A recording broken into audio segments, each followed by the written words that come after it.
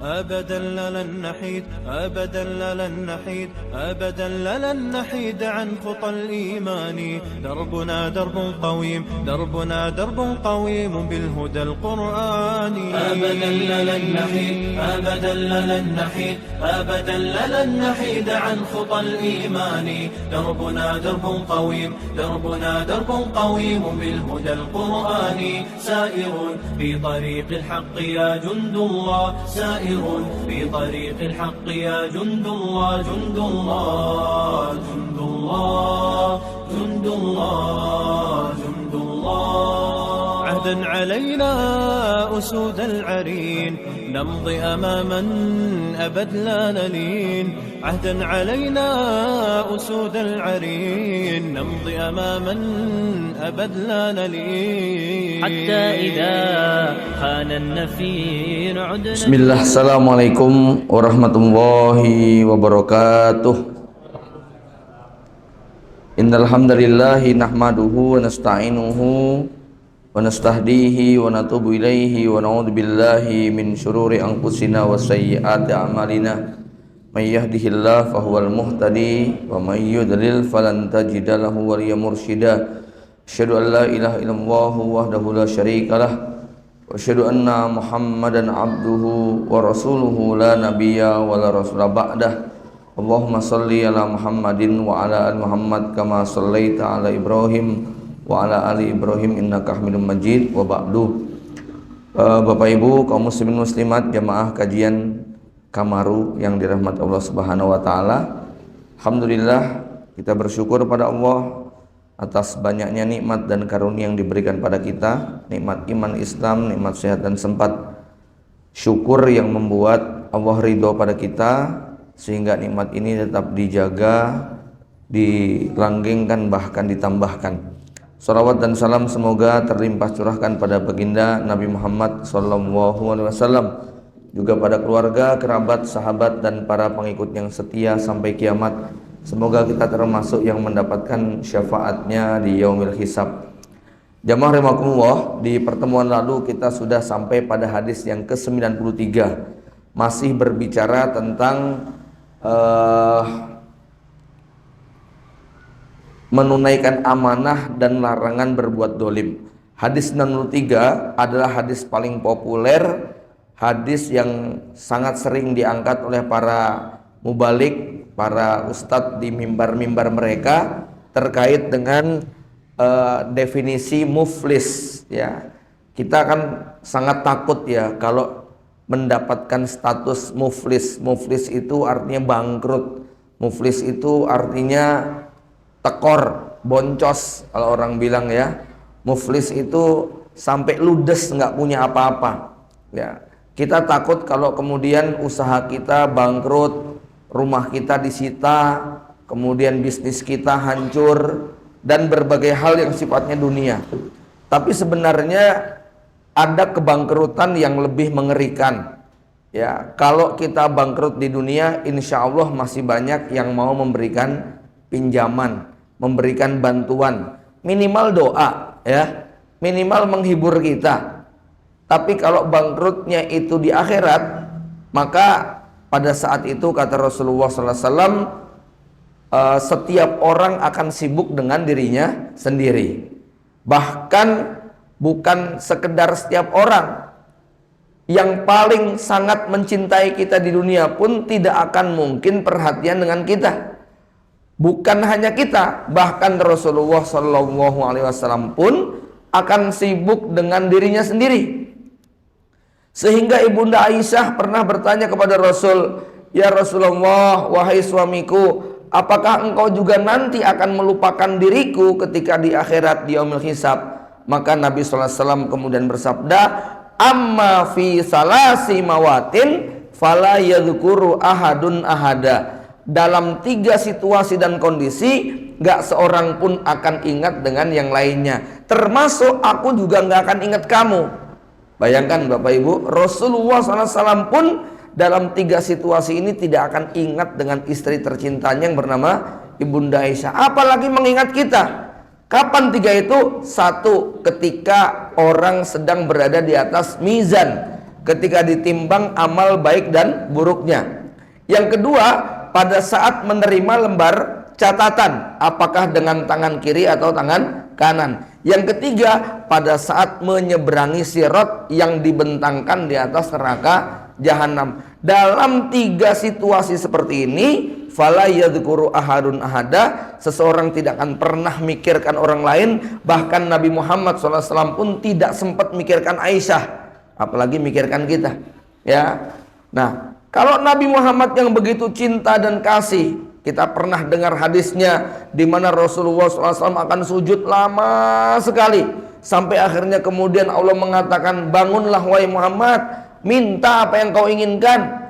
Rasulullah begitu sibuk mencari umatnya keliling ke sana kemari, tapi ternyata dalam 3 situasi tadi Rasul pun tidak ingat lagi dengan siapa-siapa kecuali dirinya sendiri. Nah, Bapak Ibu sekalian, tentu saja kalau kita dalam situasi bangkrut pada 3 keadaan tadi, lebih-lebih tidak akan mungkin ada yang menolong kita. Kapan seorang mukmin akan ingat dengan tetangganya, ingat dengan teman taklimnya, ingat dengan kawan sholat berjamaahnya, ingat dengan jamaah kloter hajinya, kalau sudah rampung urusan 3-tiganya, kalau sudah tinggal melangkahkan kaki ke surga. Nah, kalau sudah tinggal melangkahkan kaki ke surga, kata Rasulullah SAW, tidak ada yang lebih perhatian kepada saudaranya melebihi seorang mukmin. Baru orang mukmin keinget, ya Allah, si fulan mana ya dulu ya. Nah, itu Pak. Tapi kalau masih dalam on proses gitu ya, OTW, on the way ya, maka masing-masing orang likul limri'im minhum yauma idzin sa'nu yughni. Masing-masing orang sibuk dengan dirinya sendiri-sendiri. Bapak Ibu yang dirahmati Allah, maka kalau kita terpaksa, bukan terpaksa sebenarnya, kalau kita takdirnya itu harus terjerumus dalam dosa, maka dosa yang paling benar-benar harus dihindari adalah dosa zalim. Kenapa? Karena selain dosa zalim, bahkan ada yang lebih besar dosanya daripada zalim, yaitu syirik, kufur. Syirik dan kufur itu lebih besar dosanya daripada zalim. Namun demikian, cara tobatnya lebih gampang daripada dosa zalim. Ya, sebetulnya dosa syirik itu jelas lebih tinggi daripada dosa membunuh, lebih tinggi daripada dosa mencuri, lebih tinggi daripada dosa korupsi. Tapi tobat dari syirik itu lebih gampang, apalagi syiriknya diam-diam, tidak diekspos media, tidak dibuat status, tidak dipamerkan ke banyak orang. Anda cukup tobat dengan mengucapkan asyhadu alla ilaha illallah wa asyhadu anna muhammadar rasulullah, selesai. Tapi kalau dosanya ini sudah terkait dengan mengambil hak orang lain, merampas kehormatan orang lain, mengganggu milik orang lain yang sifatnya tadi adalah zalim, lalu dia masuk dalam kelompok muflis, diisi dengan umroh tiap bulan, haji tiap tahun, sedekah diam-diam, sholat malam sampai subuh, ini semua tidak akan pernah bisa menghapuskan dosa zalim tadi, ya, dosa yang terkait dengan hak-hak adami. Karena untuk dosa yang satu ini syarat mutlaknya adalah minta keridhaan dari orang-orang yang dizaliminya, ya. Maka berbicara tentang zalim ini, Rasulullah mengingatkan, kamu tahu nggak orang bangkrut itu siapa? Sahabat mengatakan, orang bangkrut itu yang nggak punya duit ya Rasul. Orang bangkrut itu yang dagangannya boncos ya Rasul. Kata Rasul SAW, orang bangkrut adalah orang yang di hari kiamat dia membawa pundi-pundi pahala dan kebaikan. Ada sholat malamnya, ada puasa sunnahnya, ada sedekah zakatnya, tapi sayang di dunia dia jadi buzzer yang hobinya mempeloroti kehormatan orang lain. Waqad syatama hadza, hobinya suka mencela, suka mencaci, suka merendahkan orang, suka ngata-ngatai. Wa qadhafa hadza, suka menuduh orang lain dengan tuduhan yang sangat keji. Wa akala mala hadza, merampas harta orang lain, entah dengan mencuri, korupsi dan semisalnya. Wasafaka dama hada, suka menumpahkan darah orang lain, jadi pembunuh bayaran, jadi tukang keprok, jadi preman yang ditugaskan untuk berbuat sesuai dengan pesanan. Wadroba hada, suka mukul orang, suka melakukan tindak kekerasan.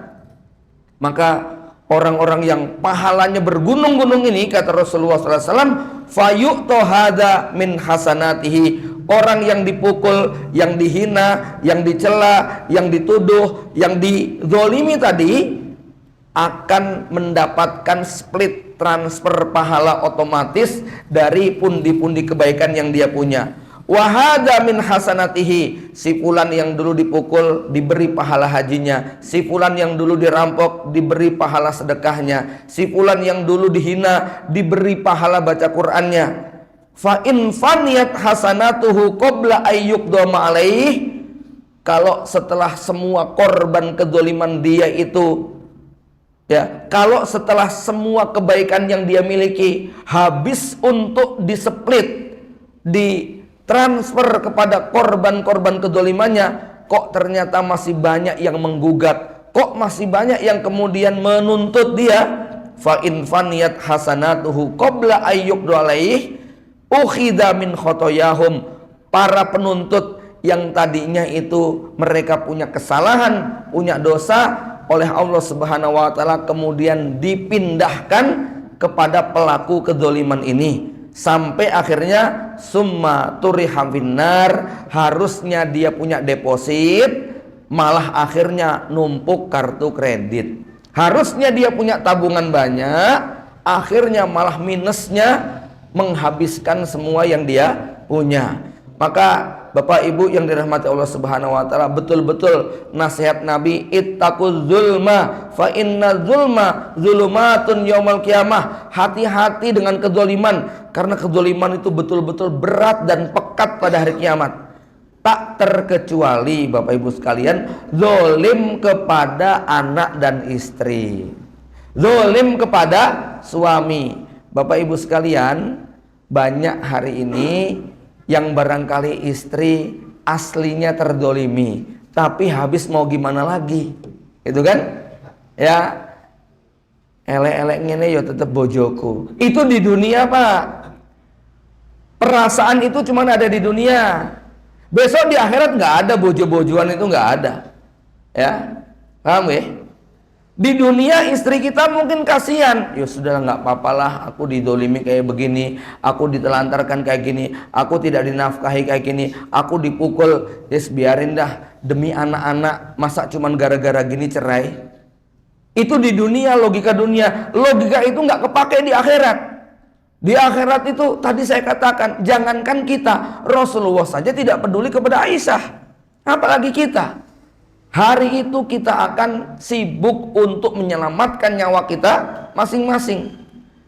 Tapi Bu, bukan cuma istri kepada suami, suami kepada istri juga gitu. Ben, aku ora dimasake apa-apa, gitu kan? Itu di dunia. Suami kelihatannya diam, didolimi sama istri, disakiti dengan kata-katanya, mungkin diam suaminya, ya. Di dunia, besok di akhirat begitu tahu, Mas paksu, Pak suami, silahkan Anda nuntut gugat istri Anda. Siap. Maka dia nggak peduli istrinya mau dimasukkan ke dalam neraka, dosanya banyak, nggak peduli. Ya, sing penting nyawanya, yang penting dirinya selamat dulu. Nanti kalau sudah selamat, baru muncul rasa kasihan. Gitu nggak Pak? Tapi dalam proses persidangan kita semua akan sibuk. Anda tidak akan peduli kepada dosa, keadaan anak. Anak kita berbuat dolim sama kita. Di dunia, ya nggak apa-apalah demi anak. Itu di dunia. Tapi besok di akhirat kita pun akan menggugat anak kita. Ya Allah, anak saya durhaka begini ya Allah. Akhirnya kebaikan anak diberikan kepada bapaknya. Baru nanti kalau sudah selesai kita di surga, Allah ubah pikiran kita. Ya Allah, mana anakku, ya Allah, kok ora ketok. Gitu Pak, ya. Nanti kalau sudah kayak gitu bisa mendapatkan walladzina amanu wattaba'athum dzurriyyatuhum alhaqna bihim dzurriyyatahum. Adapun orang-orang beriman, maka nanti anaknya akan dikatrol oleh bapaknya yang dia juga beriman. Ya, tanpa mengurangi derajat bapaknya, si anak tadi akan disatu levelkan dengan bapaknya. Itu tapi nanti, Pak. Sekali lagi kalau prosesnya sudah selesai. Ya. Sebut misalnya waktu di dunia ada seorang anak yang mencuri harta milik orang tuanya, padahal harta itu mau dibagikan kepada semua anak-anaknya, tapi diambil oleh salah satunya. Di akhirat kemudian terungkap, ini bapak akan mengambil kebaikan anaknya dulu. Nah, walaupun nanti kalau sudah dimasukin dalam surga, ya, lalu anaknya kok terlambat, berkat kesolehan orang tua, Allah akan angkat si anak tadi untuk masuk surga, bahkan satu derajat dengan bapaknya. Sebagai apa? Sebagai bentuk kasih sayang, pemuliaan dan penghormatan Allah kepada kesolehan orang tua. Ya. Jadi kata Imam Ibnu Katsir, di antara bentuk pemuliaan Allah kepada orang tua, Allah akan bahagiakan si bapak ini dengan dikumpulkan bersama anak-anaknya di surga nanti. Ya, mudahnya begini deh, Pak. Ya, kalau misalnya pengajian, saya jadi pembicaranya, jadi ustadz kondangnya. Tiba-tiba anak saya datang belakangan, yang kecil itu ya. Misalnya datang yang kecil, panitia tuh, oh ini anak ustadz. Nah, mesti dipersilakan ke depan. Itu loh, Pak, ya. Ya, oh begitu tahu, oh ini anaknya ustadz, ini anak Pak Kiainya, pasti dia diberi tempat. Oh ini bapaknya Pak Ustadz, oh ini keluarganya Pak Ustadz, dia akan dimuliakan. Nah, begitulah cara Allah juga memuliakan orang tua dengan mendekatkan keluarganya tadi. Baik Bapak Ibu yang dirahmati Allah Subhanahu wa taala, maka pesan moral yang bisa kita tangkap dalam hadis ini, Anda jangan terlalu risau ketika dizolimi di dunia. Nggak perlu ngadu curhat di media, nggak perlu bikin status tentang kesedihan. Justru itu khawatir akan menghapuskan kebaikan.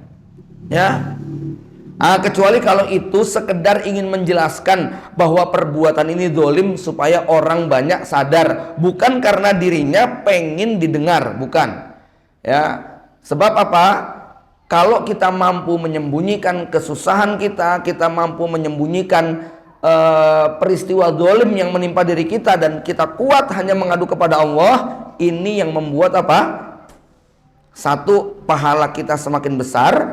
Dua, musibah terasa ringan. Ingat ya, musibah justru menjadi berat kalau diceritakan kesini kesana. Silakan jenengan punya masalah, ngadu kemana-mana, kira-kira tambah ringan nggak masalahnya, Pak? Enggak, malah orang pada ngerti semua, gitu kan? Orang ngerti semua tuh malah jadi belum tentu membuat kita senang loh, malah bikin kita sedih. Ini ya. Tapi kalau itu tidak dibicarakan, cukup kita ngadu dengan Allah, justru masalah itu semakin mengecil. Tapi kalau kita ceritakan kemana-mana, makin gak karu-karuan. Ya, lihat aja tuh pasutri-pasutri yang kemudian cerita rumah tangganya diekspos keluar. Ya, tambah rampung atau tambah ambiar, Pak? Tambah ambiar. Harusnya kalau disembunyikan itu rampung. Akhirnya tiap hari nggak bisa tidur. Semua wartawan pada datang, semua orang membicarakan dia, dan akhirnya ini berdampak membuat masyarakat tidak produktif karena ngobrolin perselingkuhan dia terus gitu loh, ya. Atas nama pengen minta keadilan, kadang-kadang dengan cara-cara yang tidak produktif begitu kan, ya. Ini Bapak Ibu yang dirahmati Allah Subhanahu wa taala, memang ya perlu sekali ya kita merahasiakan, menyembunyikan sejumlah musibah kita, karena ini justru nanti yang akan menjadi tabungan kita paling besar di hari kiamat. Ya, jamaah rahimakumullah, bahkan salah satu cara menghibur diri kita pada saat kita terdolimi khususnya, ya, itu saya teringat satu nasihat seorang ayahanda dari seorang ustadz kondang. Ketika beliau bertanya kepada ayahnya, "Pak, kenapa kita diuji seperti ini? Ya, kenapa kita kok dikasih Allah beban yang sangat berat, harus menanggung sesuatu yang orang banyak tidak menanggungnya?" Jawaban sang ayah ini membuat kita menjadi tegar, Pak, ya. Ayahnya yang ilmu agamanya biasa-biasa saja, lebih tinggi daripada ilmu anaknya yang sudah jadi ustadz.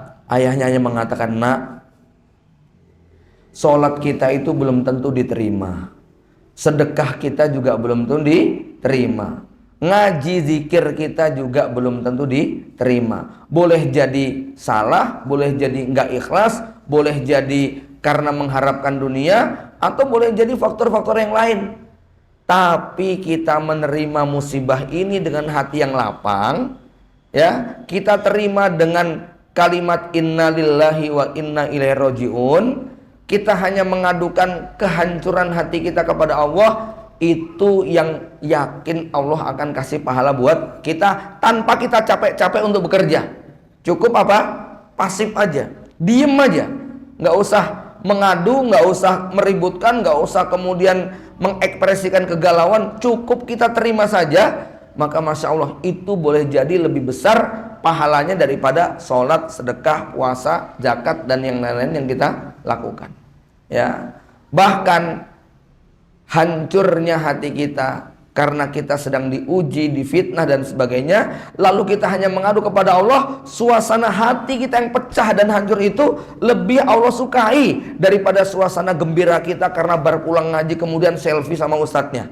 Ya, urung ketemu ketompo loh Pak, gitu ya. Suasana kita yang lagi seneng bahagia kayak gini dibandingkan hancurnya hati kita kemudian malam air mata kita tumpah karena sedih mikirkan beban masalah, utang dan sebagainya. Itu lebih Allah cintai yang kedua daripada suasana gembira kita dengan yang kita lakukan, ya. Karena pada saat kita gembira mungkin harapan kita kepada manusia, sementara di saat hati kita hancur, pikiran kita sudah nggak bisa berharap kepada manusia, di situ manusia hanya menyandarkan dirinya kepada Allah semata. Intinya belajar untuk bisa tersenyum lebih lebar pada saat difitnah daripada pada saat kita beribadah bahkan, ya. Hadis berikutnya, ya, an ummi Salamah radhiyallahu anha anna Rasulullah sallallahu alaihi wasallam qala innama ana bashar wa innakum tahtasimuna ilayya wa la'alla ba'dukum ayyakuna alhana bi hujjatihi min ba'din fa'aqdiyalahu binahwi ma asma'u faman qadaitu lahu bihaqqi akhihi fa innama aqta'u lahu qit'atan minan nari rawahu Muslim, rawahul Bukhari wa Muslimun. Dari Ummu Salamah radhiyallahu anha bahwa Rasulullah sallallahu alaihi wasallam bersabda, sesungguhnya aku hanya manusia biasa, kalian mengadukan perselisihan kepadaku, kalian mengadukan masalah kalian kepadaku. Boleh jadi sebagian kalian ada yang lidahnya lebih fasih dalam membuat alasan daripada yang satunya. Lalu aku memutuskan baginya sesuai dengan yang aku dengar. Oleh karena itu, siapa yang aku beri keputusan baginya, padahal sebenarnya itu adalah hak saudaranya, sebenarnya yang aku berikan kepadanya hanyalah potongan api neraka. Silahkan kalau dia mau memakannya. Bapak Ibu yang dirahmati Allah Subhanahu wa taala, ini hadis masya Allah. Dalam Islam yang namanya keputusan dunia tidak ada keadilan yang seadil-adilnya secara hakiki. Itu nggak ada. Di dunia hanya ada keadilan yang sifatnya dohiriyah. Dia belum mencakup keadilan lahir dan batin. Kenapa? Karena kita hanya bisa menghukumi yang dohir. Maka keadilan yang lahir batin itu hanya ada di akhirat. Jangan sangka kalau pengadilan agama, seorang qadhi, seorang hakim memberi keputusan bahwa Anda yang benar, itu sudah pasti di hadapan Allah itu benar. Belum tentu, ya.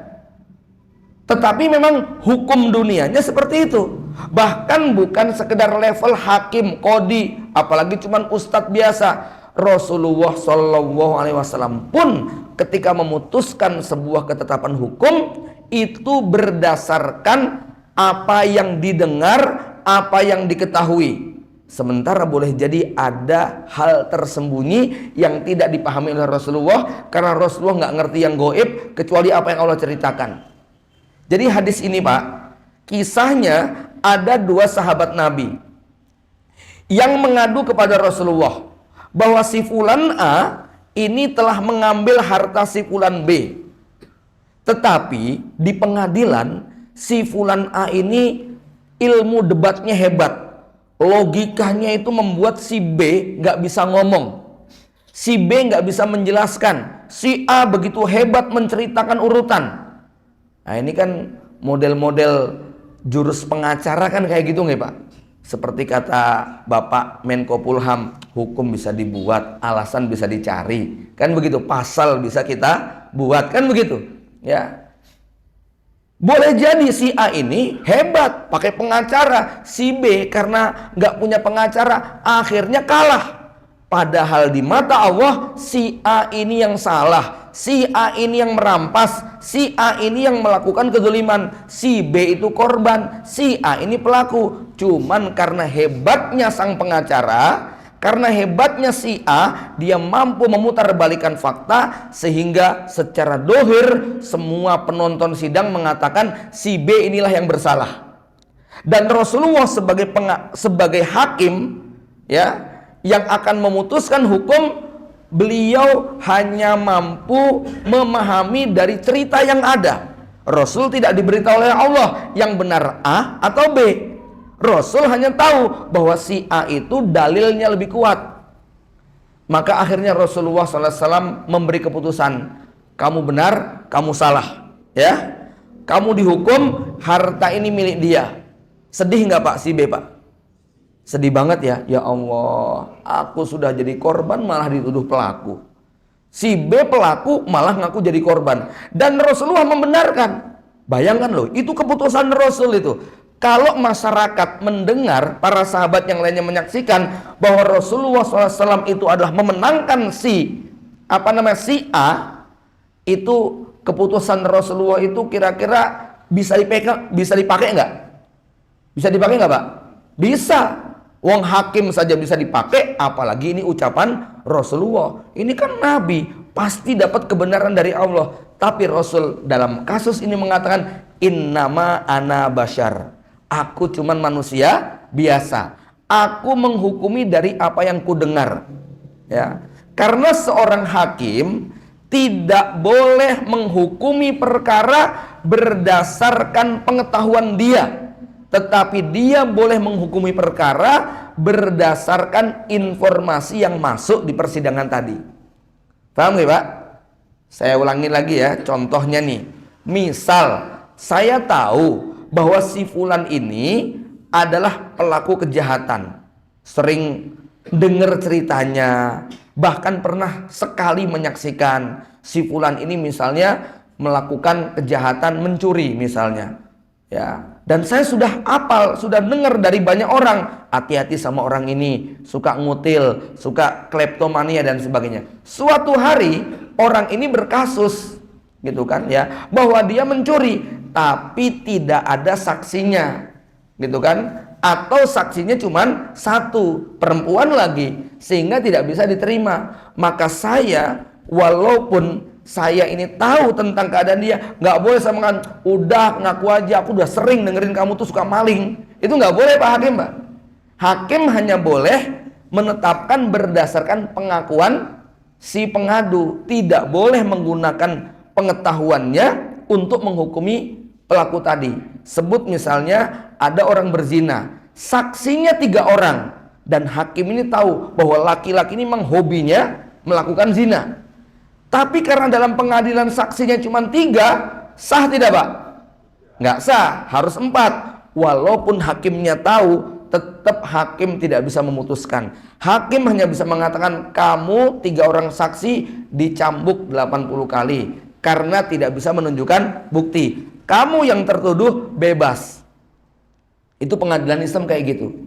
Ya, Bapak Ibu sekalian, setelah Rasulullah SAW memutuskan si A menang, si B kalah, harta ini menjadi milik si A, maka Rasul kemudian mengatakan begini, innama ana basyar. Aku ini cuma manusia biasa. Ya. Aku memutuskan berdasarkan apa yang aku dengar. Boleh jadi kamu pinter bicara, ini nggak bisa ngomong apa-apa. Maka siapa yang sebenarnya dia salah, tapi aku berikan keputusan menang hanya karena yang aku dengar, sebenarnya aku tidak memberikan kemenangan kepada kamu. Yang aku berikan adalah potongan api neraka. Silahkan kalau mau dimakan, silahkan juga ditinggalkan. Akhirnya si A, iya ya Rasul, aku salah ya Rasul, yang benar dia kok ya Rasul. Nah, kadang-kadang memang hukum harus pakai perasaan. Kadang-kadang ya Pak ya. Artinya begini, untuk menyindir orang tidak selalu pakai bukti, tapi pakai sentuhan hati. Rasulullah menggabungkan antara barang bukti dengan sisi hati. Setelah Rasul menetapkan, Rasul mengatakan, ya kalau kamu memang, ya secara hukum kamu menang, tapi silahkan tanya dalam hati kamu tenang apa tidak, ya. Sebab kalau kamu nggak tenang, sebenarnya itu adalah potongan api neraka yang aku berikan kepadamu. Silahkan kalau mau dimakan, gitu ya. Akhirnya sahabat ini karena hatinya itu beriman, maka dia takut. Nah, manusia sekarang nggak ada yang kayak gitu Pak, masalahnya Pak. ya, mbok dikasih dalil kayak apapun gitu ya, tetap nafsu kudu menang. Ya, tapi kalau hati orang itu takut kepada Allah, pasti akan gelisah dan tidak tenang. Mudah-mudahan Allah ngampuni saya ya. Saya pernah mengalami kasus yang sampai sekarang kepikiran. Jadi waktu itu saya naik motor saya karena pinjaman remnya agak blong. Ya, di depan saya ada mobil bak, bukan mobil bak, mobil apa namanya, box ya. Di belakang mobil box itu ada ban serep. Rupanya ban serep itu cuman ditangkringkan, ngikatnya nggak kenceng. Pas melewati jalan agak setengah berlubang, dia mandek. Saya remnya blong, akhirnya nabrak, ya. Nabrak ban itu jatuh, menimpa motor saya. Saya kemudian jatuh. Nah, orang melihat bahwa ini sopirnya yang sembrono, naruh ban kok kayak begitu. Akhirnya semua orang ngerumuni saya, sopirnya yang diomelin, saya dibela sama banyak orang gitu ya. Padahal yang salah saya Pak, gitu ya. Karena apa? Saya agak meleng, remnya blong lagi, jadi saya yang nabrak. Tapi orang lihat saya jatuh gara-gara ketiban ban, gitu Pak ya. Dalam hati saya, aduh gimana ya. Wow, sopirnya diomelin banyak orang gitu ya. Udah kita damai aja gitu ya. Jadi saya nggak nuntut apa-apa, tapi ini kan secara moral itu yang salah bukan dia gitu, yang salah saya yang nabrak begitu kan ya. Ya mudah-mudahan nanti nggak dituntut di akhirat gitu Pak ya. Nggak, saya hanya ingin mengingatkan bahwa kita jangan merasa tenang kalau dimenangkan oleh manusia, padahal secara fakta kita adalah pihak yang salah. Karena apa? Besok akan ada pengadilannya gitu ya. Baik, ini hadis yang sangat penting, bahwa hukum tidak semata-mata benar dan salah, tapi harus pakai hati ya. Hadis yang terakhir,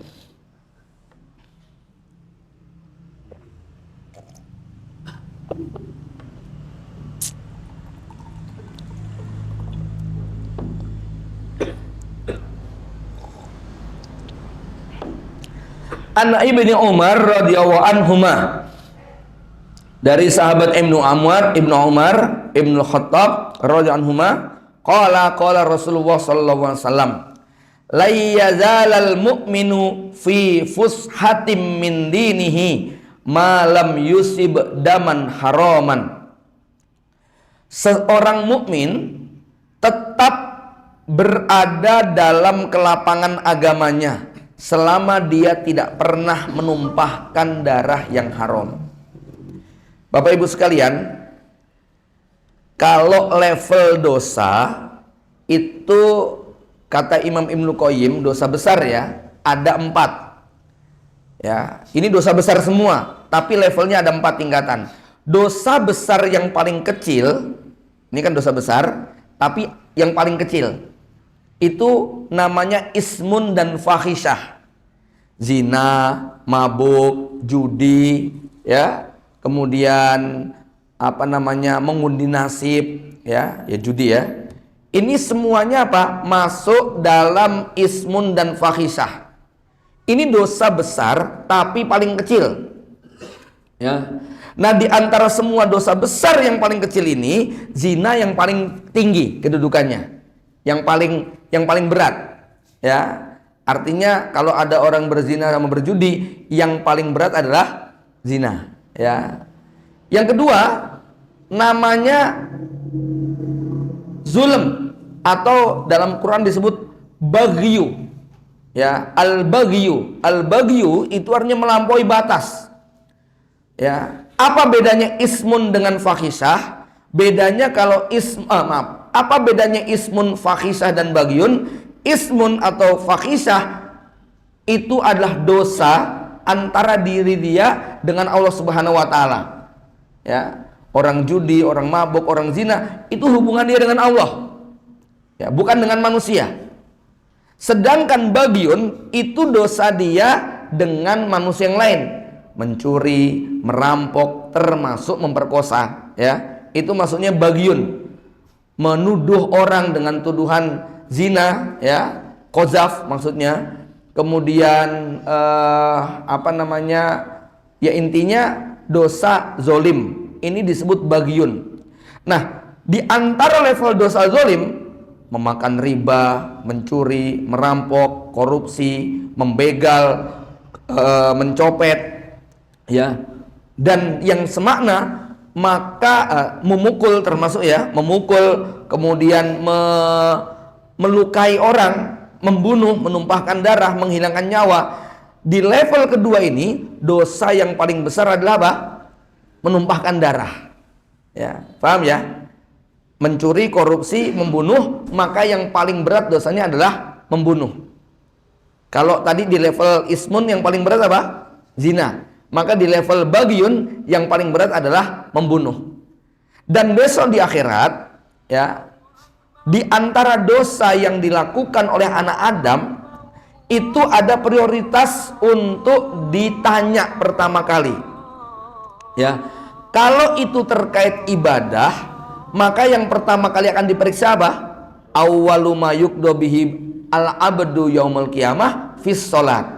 Yang pertama kali akan diaudit dari ibadah seorang hamba itu adalah sholat. Kalau sholatnya bagus, maka yang lainnya bisa ikut bagus. Tetapi awwalu ma yuqda bihi bainal abdi yaumil qiyamah fid dima. Yang pertama kali akan diaudit dalam masalah dosa itu adalah urusan darah.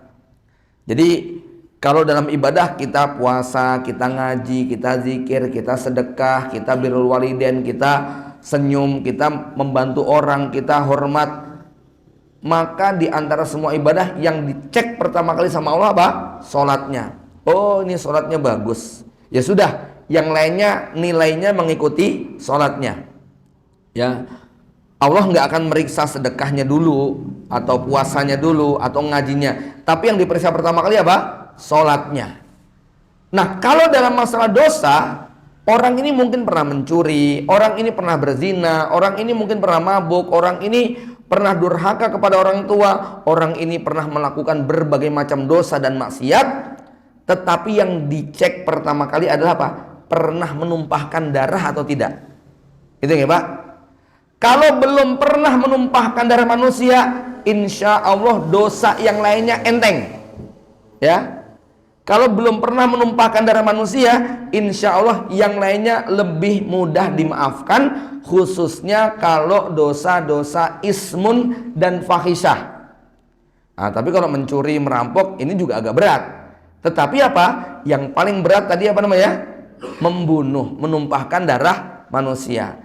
Tapi kalau orang itu dalam pemeriksaan amal ternyata di situ terbukti bahwa dia di dunia pernah terlibat dalam penumpahan darah yang tidak halal, membunuh orang beriman, ya, membunuh ulama apalagi, ya, membunuh orang tua apalagi, membunuh saudara apalagi, ya, Intinya pernah menumpahkan darah, baik sengaja baik yang tidak sengaja, apalagi yang sengaja, maka ini sama Allah langsung dikumpulkan. Ini nih kriminal kelas kakap ini. Di ini dulu nih, ya. Ini auditnya agak lama. Gitu loh, ya. Maka Rasul mengatakan la yazalal mu'minu fi fushatin min dinihi malam yusib daman haroman. Kalau dia belum pernah menumpahkan darah, urusannya enteng. Tapi kalau Anda di dunia sudah pernah menumpahkan darah orang, ini panjang urusannya. Ya. Kita beri gambaran ya. Jangankan menumpahkan darah secara sengaja. Menumpahkan darah yang tidak sengaja saja, itu hukumannya ada 3. Anda naik motor, remnya blong, Anda bawa tronton, remnya blong, sehingga menabrak orang yang lewat atau di pinggir jalan, lalu dia meninggal dunia. Ini kan pembunuhan secara tidak sengaja. Maka dosa ini akan dibawa sampai ke akhirat. Tidak cukup di dunia. Di dunia dia sudah kena 2 pasal. Pasal yang pertama adalah pasal penghilangan nyawa, yang itu adalah hak Allah Subhanahu wa taala. Maka cara tobatnya adalah dengan berpuasa 60 hari berturut-turut, yang kalau batal sekali harus diulang dari awal.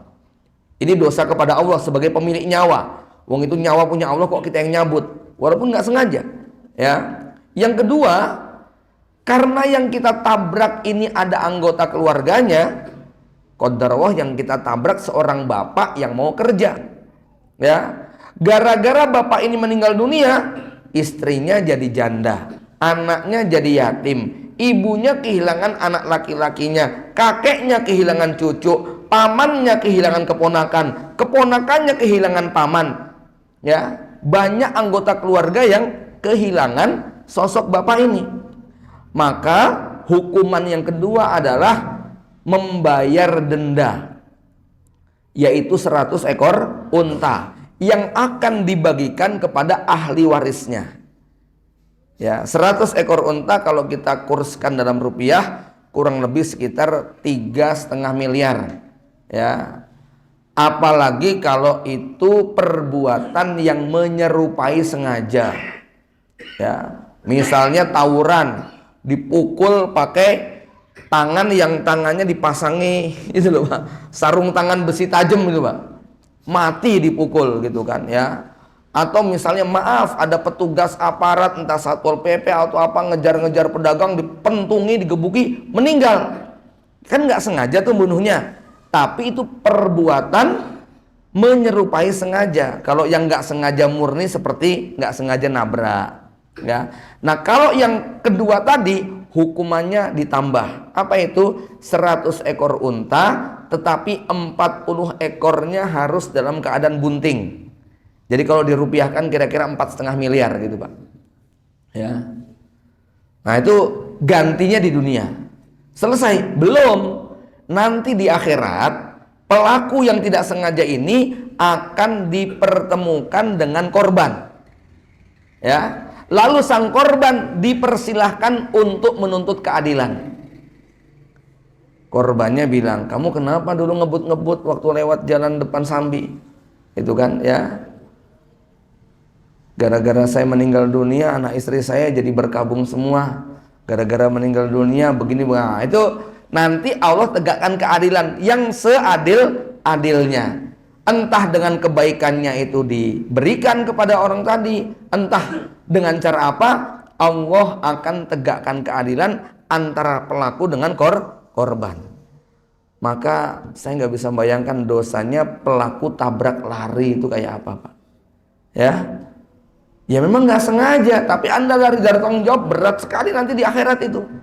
Ya, sudah di dunia kayak begitu, di akhirat bukan cuman akan dipertemukan dengan si korban, dipertemukan sama keluarga korban. Ini panjang urusannya. Maka Rasul mengatakan seorang mukmin berada dalam kenyamanan selama tidak pernah menumpahkan darah haram. Bapak Ibu sekalian, kalau nggak sengaja saja sudah kayak gitu repot dan beratnya, kira-kira kalau sengaja membunuh nyawa orang beriman itu kayak apa? Nah inilah makanya ya, kita punya kebaikan banyak tapi di dunia pernah menumpahkan darah manusia, tidak akan aman ya. Karena memang dalam Islam nyawa seorang mukmin itu sangat mahal. Bahkan Rasulullah SAW bersabda, la zawalud dunya, dalam hadis lain disebutkan hancurnya Ka'bah sampai rata dengan tanah itu lebih ringan di sisi Allah daripada terbunuhnya nyawa seorang mukmin. Bahkan apa? Hancurnya dunia dan seisinya itu di mata Allah lebih sepele daripada terbunuhnya seorang mukmin. Nah ini, maka membunuh orang beriman itu sangat mahal, karena orang beriman nilainya lebih mahal daripada dunia dan seisinya. Ya, ini pentingnya kita menjaga tangan kita untuk jangan sampai melakukan perbuatan yang menumpahkan darah. Intinya Bapak Ibu yang dirahmati Allah, yang namanya dosa zalim dari level yang paling rendah sampai yang paling ekstrim yaitu pembunuhan, ini merupakan dosa yang paling berat ketika nanti kita di akhirat. Sebaliknya kalau ada dari kita, kalau keluarga kita yang menjadi korban kezaliman dari level yang paling ringan sampai mungkin pembunuhan, maka berbahagialah karena besok kita di akhirat akan panen pahala dan kebaikan. Demikian Bapak Ibu yang dirahmati Allah, mudah-mudahan bermanfaat. Aku qouli hadza, assalamualaikum warahmatullahi wabarakatuh.